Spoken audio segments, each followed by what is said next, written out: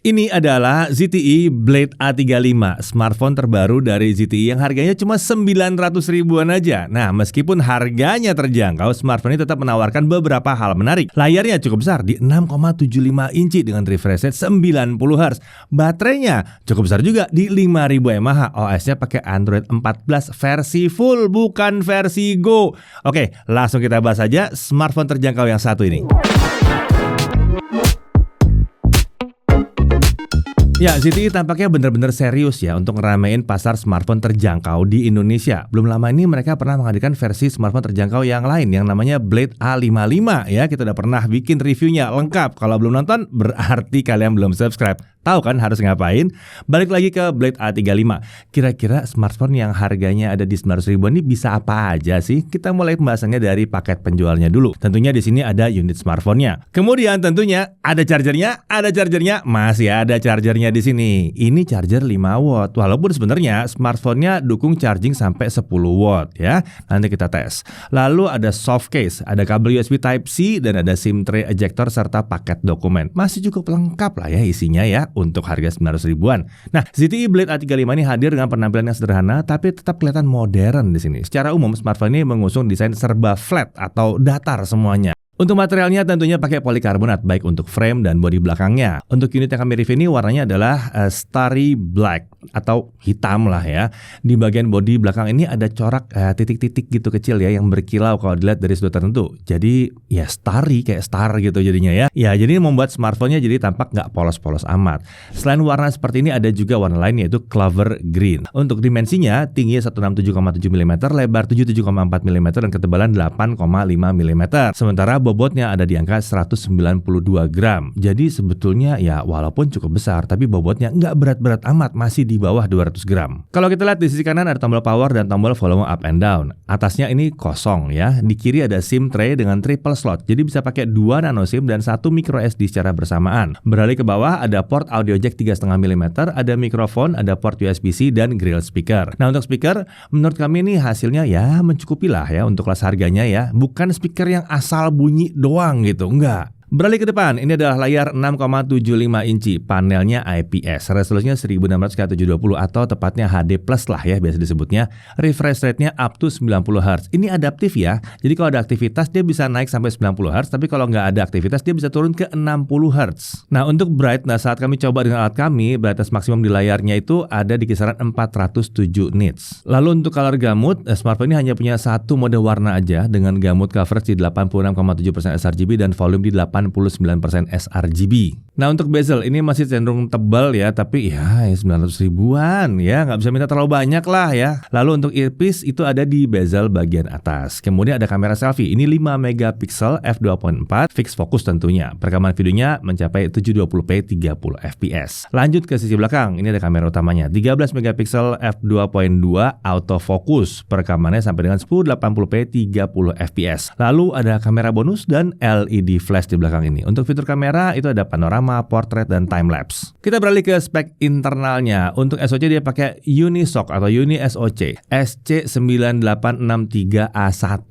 panjang banget namanya ya. Ini adalah SoC octa-core 1,6 GHz dengan fabrikasi 28 nanometer yang juga digunakan oleh ZTE Blade A55. Untuk RAM dan storage dia RAM-nya itu yang 4 GB dengan jenis LPDDR4X. Lalu ada juga fitur dynamic RAM. Dia bisa nambahin sampai 8 GB. Sementara untuk storage dia pakai eMMC dengan kapasitas 64 GB. Ya, jangan minta UFS ya di kelas harga segini ya. Ini udah terjangkau banget soalnya. Untuk baterai 5000 mAh dengan dukungan charging sampai dengan 10 watt ya. Jadi walaupun chargernya yang disertakan itu hanya 5 watt, tapi dia bisa di-charging sampai dengan 10 watt. Nah, untuk sensor dia punya accelerometer dan proximity sensor. Jadi untuk gyroscope dan light sensor di sini belum ada. Nah, untuk konektivitas dia bisa 2G, 3G, 4G tentunya ya. Wi-Fi-nya Wi-Fi 4. Saat kami coba untuk speed test, kecepatan maksimumnya itu hanya sekitar 17 megabit per second aja. Padahal internet kantor kita bisa nyampe di atas 200 megabit per second. Jadi agak lambat menurut kami ya. Untuk Bluetooth versi 5.2, lalu untuk Bluetooth codecnya dia SBC, AAC, lalu Qualcomm FX juga tentunya ada di sini dan LDAC atau LDAC juga bisa. Nah, kemudian dia punya juga FM radio, tapi ini perlu menggunakan headset yang tersambung ke smartphone sebagai antenanya. Untuk USB tentunya dia udah bisa OTG. Untuk security dia pakainya face unlock di sini, nggak pakai fingerprint di sini ya. Untuk OS dia pakai MyOS 14 berbasis Android 14 ya. Ini adalah Android 14 versi standar, bukan versi Go. Jadi walaupun harganya terjangkau, OS Androidnya tetap yang versi standar atau yang full version ya. Cukup kekinian juga karena udah pakai Android 14. Oh ya, di sini ada fitur yang cukup menarik ya, yaitu Live Island. Jadi kalau kita nerima notifikasi akan ada animasi di sekitar kamera selfie dengan bentuk tampilan seperti ini. Lumayan kekinian ya fitur yang satu ini, kayak buah-buahan jadinya. Nah, kalau untuk iklan gimana? Nah, sejauh pengujian kami, kita belum nemuin iklan sama sekali ya. Tapi kalau kita bicara soal aplikasi pihak ketiga, memang masih ada. Tapi untungnya jumlahnya juga nggak terlalu banyak dan bisa di-uninstall kalau tidak dibutuhkan. Oh ya, saat setup awal itu sempat muncul tawaran untuk menginstal beberapa aplikasi. Nah, ini harus dipilih ya. Nah, tapi kalau nggak dibutuhkan juga bisa langsung di-skip aja kok yang satu ini. Kita lanjut ke pengujian performa. Untuk Antutu 8 dia dapat 94.197. Lalu Antutu 10 dengan 3D Lite ya, tapi ya bukan yang biasanya ya. Ini dapat di 137 ribuan. Untuk Geekbench 6 single core di 196, multi-core di 833. Untuk 3D Mark Slingshot Extreme, ini kita dapat OpenGL graphics-nya ada di 343. Lalu 3D Mark Wildlife Stress Test tanpa kipas, base core di 270 dan lowest core di 269. Jadi stability-nya ada di 99,6%. Sangat stabil di sini ya. Lalu untuk GFX Bench T-Rex 1080p off-screen dia dapat 19 fps. Oke, kita masuk ke pengujian gaming. Tapi jangan minta Genshin Impact atau WoW ya. Ingat harganya. Kita mulai dari Subway Surfer dulu. Nah, game ini bisa berjalan dengan refresh rate layar di 90Hz. Jadi kita bisa mainin game satu ini sampai 90 fps. Lucu, di harga segini 90-nya bisa jalan ya. Padahal ada beberapa smartphone yang harganya di atas ini nyangkut di 60Hz aja. Memang sih pada saat dimainkan game ini ada di antara 70 sampai 90 fps. Tapi tetap aja nyaman kok ini. Di atas 60 fps kok jalannya. Lanjut ke Free Fire Max. Untuk game satu ini kita coba dengan setting graphics smooth dan frame rate di high. Saat lagi sepi, frame rate-nya itu kita dapatkan di kisaran 30 sampai 40 fps. Tapi kalau lagi rame emang bisa turun ke kisaran 25 sampai 30 fps. Lanjut, PUBG Mobile. Opsi setting grafis tertinggi yang dibuka di sini adalah smooth medium. Jadi frame rate-nya emang kebukanya cuma sampai 25 fps. Kalau dimainkan, frame rate-nya ada di kisaran 25 fps kalau lagi sepi, tapi kalau lagi ada battle yang rame bisa turun ke kisaran 15 sampai 20 fps. Lanjut ke Mobile Legends. Di sini opsi setting grafis terbuka sampai ultra, sementara untuk frame rate sampai high atau 60 fps. Ya, tapi mengingat SoC-nya ya udah wajar ya, dan kita akan nguji dengan setting grafik smooth aja di sini ya. Frame rate-nya itu di high dan kita nyalain opsi low resolution optimization. Saat lagi sepi atau battle cuma kecil-kecilan, frame rate kami dapatkan fluktuatif di kisaran 50 sampai 60 fps. Kalau lagi rame banget, dia bisa turun, tapi masih ada di 30 sampai 40 fps. Dan setelah kita mainkan untuk satu match, suhu terpanas di bagian depan itu ada di kisaran 43 sampai 44 derajat Celcius. Sementara titik terpanas di bagian belakang ada di kisaran 39 sampai 40 derajat Celcius. Masih lumayan lah ya. Oke, kita lanjut ke pengujian kamera. Di tangan saya ini sekarang lagi ada ZTE Blade A35. Dan kita bakal ngetes kemampuan kameranya seperti apa ya. Dan suara yang teman-teman dengar kali ini direkam langsung menggunakan mikrofon dari ZTE Blade A35 ini ya. Dan di sini saya nggak pakai mikrofon eksternal apapun. Jadi kualitas mikrofonnya itu seperti ini kalau mau dipakai. Kita mulai dari kamera selfie-nya terlebih dahulu. Di kondisi cahaya yang ideal, hasil perekamannya kurang lebih kayak gini ya. Resolusi maksimalnya ada di 720p 30 fps aja. Jadi detailnya mungkin memang belum sebagus di 1080p. Dan saat dibawa jalan kayak gini memang cukup terasa guncangannya. Tapi ini wajar sih untuk kelas harganya ya. Lanjut ke kamera utama. Di sini video yang dihasilkan sedikit lebih baik ketimbang kamera selfie-nya tadi. Detailnya lebih oke karena resolusi di sini maksimalnya ada di 1080p.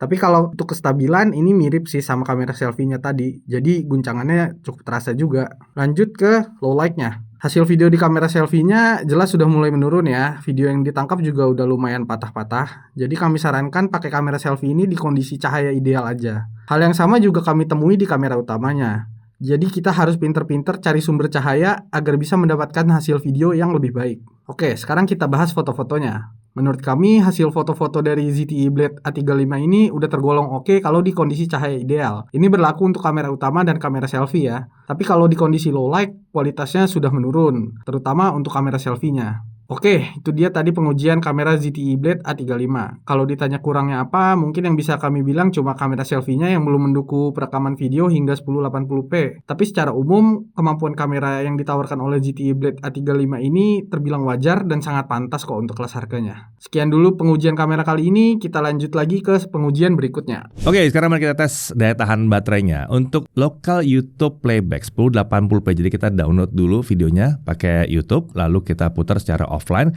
kita dapat 14 jam 37 menit. Ini bukan terbilang hasil yang awet banget untuk smartphone dengan baterai 5000 mAh, tapi wajar mengingat harganya. Kemudian untuk streaming YouTube 1080p 30 fps non HDR selama setengah jam, baterai berkurang 4%. Untuk mainan TikTok selama 30 menit, baterai berkurang sekitar 7%. Ini lumayan konsisten ya dengan hasil pengujian video yang offline tadi, karena memang sedikit lebih boros dari yang kita harapkan untuk 5000 mAh. Oke, untuk charging, kita coba dulu pakai charger bawaannya yang 5 watt dulu ya. Untuk mencapai 50% kita butuh waktu 1 jam 55 menit. Sementara untuk mencapai 100% dari kosong kita butuh waktu 4 jam 6 menit. Tapi sabar dulu, kita akan tes juga kalau ngisinya pakai yang 10 watt ya. Kita coba pakai charger 10 watt yang ada di lab, dan hasilnya untuk dari kosong sampai 50% butuh waktu 1 jam 11 menit. Sementara dari kosong sampai penuh butuh waktu 2 jam 55 menit. Emang bukan yang super kenceng, tapi ya tetap aja dengan 10 watt ini hasilnya lebih kencang, lumayan jauh dibandingkan charger bawaannya yang 5 watt. Oke, kita lanjut lagi. Untuk Netflix dia masih wideband L3, jadi streamingnya maksimum di resolusi SD aja. Solusinya download dulu aja videonya dengan settingan high, kemudian baru ditonton. Untuk YouTube streaming bisa nyampe 1080p 60 fps tanpa dukungan HDR. Untuk haptic feedback ini masih ada sebenarnya, tapi kualitasnya ya sesuai harganya aja ya. Getarannya panjang dan ya agak kurang pas untuk ngetik cepat-cepat banget. Kalau dirasa ini kurang cocok, bisa dimatiin juga kok. Nah, untuk WiFi sharing apakah bisa? Untuk hotspot bisa. Untuk WiFi sharing sayangnya belum bisa. Kita tidak bisa masang hotspot plus koneksi WiFi secara bersamaan. Jadi jangan bilang dia nggak bisa hotspot. Bisa. Oke, untuk harga, di sini hanya ada satu varian ZTE Blade A35, yaitu yang RAM-nya 4GB dengan storage 64GB yang dibanderol atau dijual dengan harga 999.000. Nah, masih di bawah 1 juta ya, apalagi kalau dapat diskon-diskon. Nah,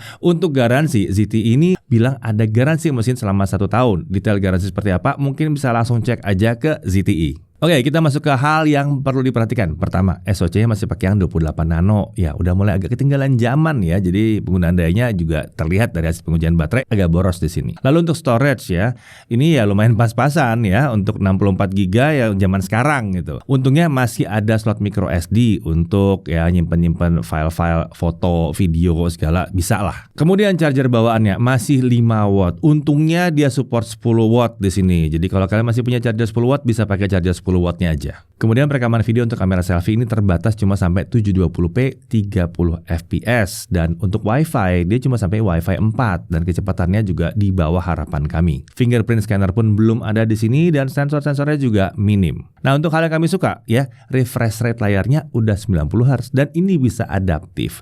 Kualitas speakernya juga cukup baik untuk kelas harganya. SIM tray-nya ini udah triple slot, jadi kita bisa pakai 2 nano SIM plus 1 micro SD secara bersamaan, dan dia masih punya port audio jack 3,5 mm juga, dan ada FM radio untuk sarana hiburan gratis. Portnya juga sudah USB-C ya, walaupun harga segini bukan pakai micro USB ya. OS-nya ini juga cenderung bersih dari iklan. Lalu ada fitur kekinian seperti Live Island dan Face Unlock juga tersedia. Kemudian untuk Android-nya pakai Android 14 versi yang full, bukan yang versi Go. Lalu harganya juga terjangkau banget, tapi garansinya tetap resmi loh ini ya. Ya, itu dia tadi ya ZTE Blade A35. Nah, kira-kira smartphone ini cocoknya buat siapa aja? Ya tentunya ini cocok buat siapa saja yang butuh sebuah smartphone dengan harga terjangkau di bawah 1 juta rupiah ya. Ya tentunya yang ini akan jauh lebih bagus ketimbang beli smartphone KW atau bahkan HDC ya, atau smartphone bekas yang harganya murah-murah parah yang garansinya juga nggak jelas. Jangan-jangan harganya 900 ribuan sekarang asik tapi nggak berapa lama kemudian mati, gimana dong? Kalau yang ini ada garansinya kan. Nah, kalau dibandingkan dengan Blade A55 gimana? Menurut kami Blade A35 ini hadir sebagai opsi yang lebih terjangkau dibandingkan dengan Blade A55.